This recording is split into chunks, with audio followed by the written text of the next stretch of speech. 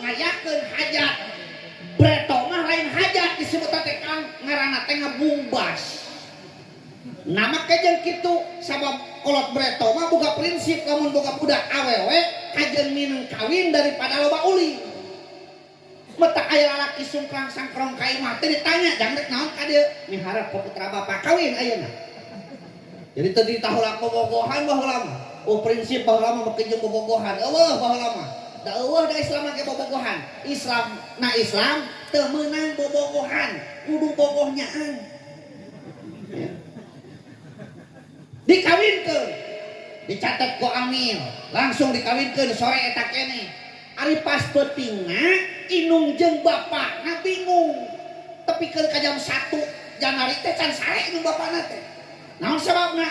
Buat teuing bapak sia udah kurang teh teu bageun. Sing ka dituriksakeun. Metak tong aneh imah breto mah lawang panto kamar teh tara make panto. Sok tingali imah-imah breto. Cukup we make hodreng, heuh. Make hodreng, hungkul samping kebak. Bari tungtungna teh geuning-geuning geus ngingil teh sabaraha bulan teh seueuh eta teh. Naon eta teh gunana teh? Di antarana eta tengah peuting indung jeung bapana can sare ditang ngarisakeun anakna.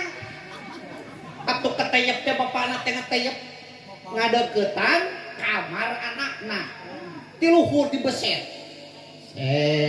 Ditoong ka jero. Ngagebot bapana Kang. Naon sababna? Budakna eueuh dina ranjang teh, kasurna ge eueuh. Nah kamana nya euy? Budak yang milantuna eueuh, kasurna ge eueuh. Begitu dibeset ka anak, ngagebot, begitu dibukakeun pasang rok yang minantu